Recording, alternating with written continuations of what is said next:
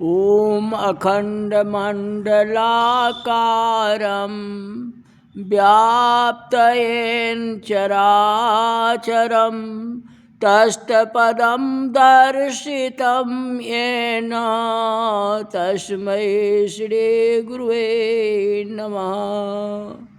गुरुर्ब्रह्मा गुरुर्विष्णुः गुरुर्देवो महेश्वरः गुरुर्साक्षात् परं ब्रह्म तस्मै श्री गुरुवे नमः। आज की कथा में भागवत में ऐसा वर्णन आया है कि ब्रजवासी घर छोड़ करके गिरिराज जी गए थे तो इंद्रदेव ने जोर से वर्षा की। एकांत में बैठने के बाद इंद्रिय वासना की बरसात होती है। एकांत में मन कभी कभी तूफान ज्यादा करता है। प्रवृत्ति छोड़ने के बाद मन जल्दी अस्थिर नहीं होता। प्रवृत्ति संस्कार मन को चंचल बनाते हैं। एकांत में कभी कभी मन ज्यादा तूफान करता है, ऐसा हो जाता है। मानव कभी घर छोड़ करके जब तीर्थ में जाता है तो उसका मन तीर्थ में अस्थिर नहीं रहता, मन एकाग्र नहीं होता, भक्ति का आनंद नहीं मिलता। तो वह विचार करता है अब फिर से विषयानंद ले लूँगा। 1 महीना में यहाँ रहा, कोई लाभ नहीं हुआ। एकांत में मन जल्दी अस्थिर नहीं होता, भक्ति में जल्दी आनंद नहीं आता। भक्ति में आनंद न आए तो भी भक्ति नहीं छोड़ना चाहिए। विषयानंद अनेक बार भोगा है, शांति मिली नहीं। भक्ति में आनंद न आए तो भी भक्ति करते रहो। भक्ति में जब आनंद नहीं आता है तो मानव विषयानंद का चिंतन करता है। जो सुख भोगा है उसका स्मरण करता है, जो सुख भोगने का है उसका चिंतन करता है। भक्ति में आनंद न आए तो भी भक्ति छोड़ना नहीं, विषय वासना का चिंतन करना नहीं है। एकांत में मन कभी कभी तूफान करता है तो वासना की बरसात होती है, तो मानव घबराता है। ऐसे समय में अपने मन को भगवान के नाम में रखो। नाम में से मन हट जाए हो तो भगवान के स्वरूप को मन में रखो। वासना की बरसात धीरे धीरे शांत होगी, लेकिन सहन करो। छोटी सी उंगली पे भगवान गिरिराज को धारण किया है। श्री कृष्ण ने कहा जो मेरे गोवर्धन नाथ में कैसी शक्ति है अभी तुम लोग जानते नहीं हो, अभी सभी को खबर पड़ने वाली है। कहते गोवर्धन नाथ को तिलक किया है, सब दर्शन करते हैं। तिलक का दर्शन करने से आनंद आता है। श्री कृष्ण के हाथ से तिलक कराया है। सभी ब्रजवासी गोवर्धन की जय जयकार करते हैं। ब्रजवासी श्री कृष्ण को कहा है ये ठाकुर जी को चावल अर्पण करो। भगवान ने कहा चावल फेंकना नहीं। ब्रजवासियों से पूछा कि कन्हैया तिलक करने के बाद चावल तो अर्पण किए जाते हैं। श्री कृष्ण ने कहा जो मेरे गोवर्धननाथ बड़े कोमल है, आप सभी लोग चावल फेंकोगे तो ठाकुर जी की आंख कान में पड़ेंगे, तो उनको जो है त्रास होगा।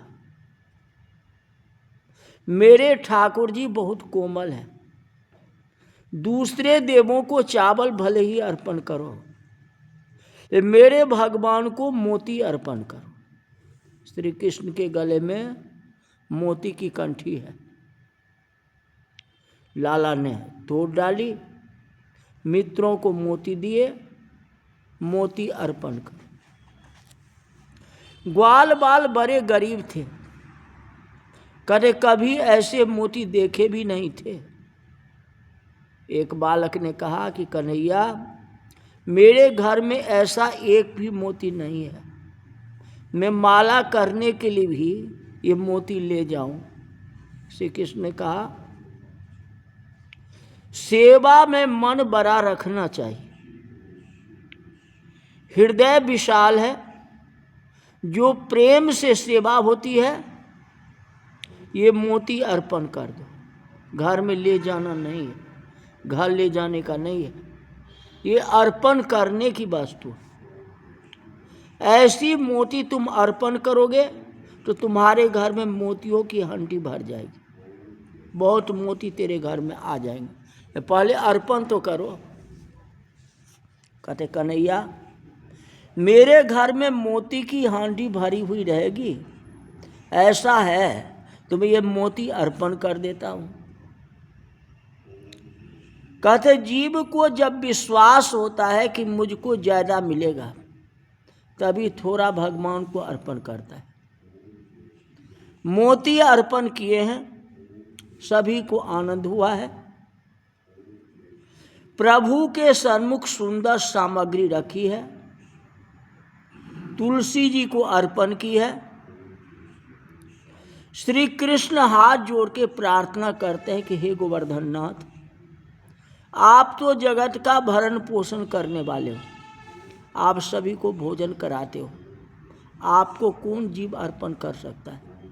हम सब ग्वाल बहुत प्रेम से पवित्रता से सुंदर सामग्री बना करके ले आए, आपका ही आपको अर्पण करते हैं।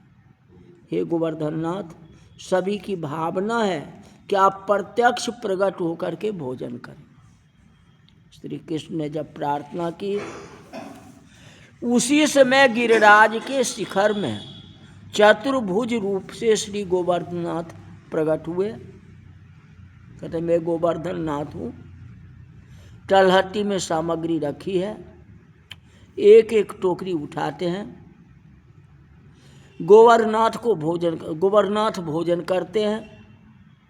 ब्रजवासियों ने देखा, ब्रजवासी बोलते हैं कन्हैया कन्हैया ये तो खा ही रहे हो हैं ब्रजभाषा में। बालकों ने कहा कन्हैया तुम्हारा ठाकुर बहुत दिनों का भूखा लगता है, कितना खाता है। कहते कन्हैया तुम तो हम लोगों को दिए बिना कभी खाते नहीं, ये तो अकेला सब कुछ खाए जा रहा है। कन्हैया हम लोगों को प्रसाद मिलेगा या नहीं। कन्हैया ने कहा कि मेरा ठाकुर ऐसा है जो सब कुछ खा जाएगा और खाने के बाद सबको प्रसाद भी देगा। ग्वाल बाल पूछते हैं कन्हैया ये टोकरी तो सब खाली हो गई, प्रसाद कैसे मिलेगा। श्री कृष्ण ने समझाया कि मेरे भगवान जिस घर में भोजन करते हैं ना, उस घर में लक्ष्मी जी और अन्नपूर्णा जी का अखंड निवास होता है। बराबर दर्शन करो, भगवान के बाएं बाजू में लक्ष्मी जी विराजमान है। जिस घर में भगवान की पूजा होती है, भगवान को लोग भोग लगाते हैं, उस घर में लक्ष्मी का निवास होता है। जहाँ लक्ष्मी है वहाँ सब कुछ है। अन्नपूर्णा जी वहीं निवास करते हैं, सभी को दर्शन होता है, आनंद होता है। कितना ब्रजवासी थोड़ा घबराए कि ये गोवर्धन ना तो सब कुछ खा रहा है, ये अकेला सब कुछ खा जाए, अब बच्चों को भूख लगेगी तो बच्चों को हम क्या देंगे। फिर ब्रजवासियों ने विचार किया कि थोड़ी सी टोकरी गाड़ी के नीचे रख दो, बच्चे मांगेंगे तो क्या देंगे। थोड़ी सी टोकरियां उठा करके गाड़ी के नीचे रख दिया। गोवर्धनाथ जी सबको देखते हैं, उन्होंने जो हाथ लंबा किया तो गाड़ी के नीचे का हाथ आ गया और वहाँ से टोकरी को उठाते हैं कि अरे ये भी तो उठा लिया, यहाँ से ये भी तो खा रहा है। सभी को आश्चर्य हुआ। श्री कृष्ण ने समझाया कि आज सामग्री बहुत है, भोजन में उतावली मत करो, धीरे धीरे मेरे ठाकुर जी को भोजन करेंगे, हम सब लोग प्रदक्षिणा करेंगे। गिरिराज की प्रदक्षिणा की बड़ी भारी महिमा है। गिरिराज की प्रदक्षिणा में सब देवों का निवास है। गिरिराज जी की प्रदक्षिणा में श्री राधा कुंड आता है। श्री राधा जी ने कृपा करके बनाया। राधा कुंड की रज अति पवित्र है। बड़े बड़े साधु महात्मा राधा कुंड की रज कपाल में धारण करते हैं। श्री कृष्ण कुंड आता है। फिर श्री कृष्ण गोविंद हरे मुरारी, हे नाथ नारायण वासुदेवाय कीर्तन करते हुए गिरिराज की प्रदक्षिणा करते हैं। फिर तो गोवर्धन नाथ की आरती उतारते हैं। साधुओं को ब्राह्मणों को प्रसाद दिया, ब्रजवासियों को भी पंगत लगी, सबको प्रसाद मिला। ये नहीं है गिरिराज जी खा गए, सबको प्रसाद मिला। आज 7 वर्ष के श्री कृष्ण परोसने के लिए अकेले, मालिक आज परोसने के लिए आया है। यशोदा मैया समझाती है, बेटा तू तो अभी छोटा है, तुम कैसे परसोगे, तुम्हें परसाने नहीं आएगा। कन्हैया ने हठ करता है, मैया मुझे परोसने में बहुत आनंद आता है, मुझे खाने में आनंद नहीं आता है जितना परोसने में आनंद आता है। खाने का सुख कैसा है सब लोग जानते हैं। ये खाने वाले को जो सुख मिलता है उसे 1000 गुना ज़्यादा सुख प्रेम से खिलाने वाले को मिलता है। जो प्रेम से खिलाता है उसको ज़्यादा सुख मिलता है। खाने वालों में भगवान का दर्शन करो। भगवान इसी रूप से भोजन कर रहे हैं। ऐसा प्रेम रख के जो प्रेम से परोसता है उसको परोसने में आनंद होता है। आज श्री कृष्ण सभी को प्रेम से भोजन कराते हैं। भगवान ने सभी को समझाया है ये मेरे गोवर्धननाथ जी का प्रसाद है, जो देवताओं को भी दुर्लभ है। पत्तल में जरा भी छोड़ना नहीं। हम लोग गोवर्धन का प्रसाद लेते हैं, थोड़ा खाया थोड़ा फेंका, ऐसा नहीं, एक भी कण छोड़ना नहीं चाहिए। एक एक कण का जो दुरुपयोग करता है, प्रसाद का जो अपमान करता है, परमात्मा उसको सजा देते हैं। प्रसाद को कभी अपमान न होना चाहिए। उतना ही प्रसाद लो जितना खा सको, ज़्यादा नहीं लेना चाहिए। प्रसाद का अपमान भगवान का अपमान है। पत्तल में थोड़ा भी छोड़ना नहीं चाहिए। को अन्नपूर्णा है। बालक श्री कृष्ण को अपना मित्र मानते थे। एक बालक ने कहा कि कन्हैया तू तो बड़ा उपदेश करता है, जो मैं थोड़ा छोड़ दूं तो क्या होगा। श्री कृष्ण ने कहा क्या होगा, गोवर्धन नाथ रात्रि में स्वप्न में आ जाएंगे और आपको डांट लगाएंगे, फिर मार पड़ेगी। प्रसाद को जो अपमान करता है उसको मार पड़ती। नारद जी इंद्रदेव जी के घर जाते हैं। इंद्रराज जी को नारद जी ने कहा कि गोवर्धन में क्या हो रहा है देखो, आपका पूजा छोड़ करके गोवर्धन को सारे ग्वाल बाल पूजन कर रहे हैं। अब ये संदेश इंद्र महाराज को मिला है। अब इंद्र महाराज क्या करेंगे, कैसे करेंगे, ये कथा जो है कल बताएंगे। आज की कथा यही तक रही। बोल वृंदावन बिहारी लाल की जय।